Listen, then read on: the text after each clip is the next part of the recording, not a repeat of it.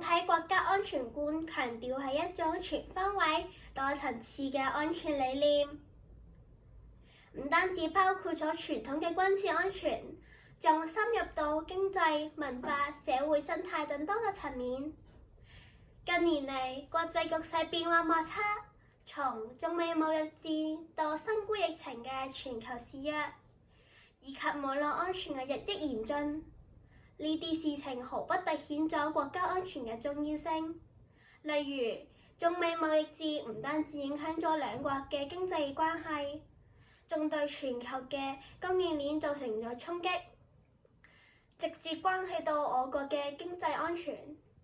我認為總體安全觀唔單止係一種理念，更加係一種行動綱領。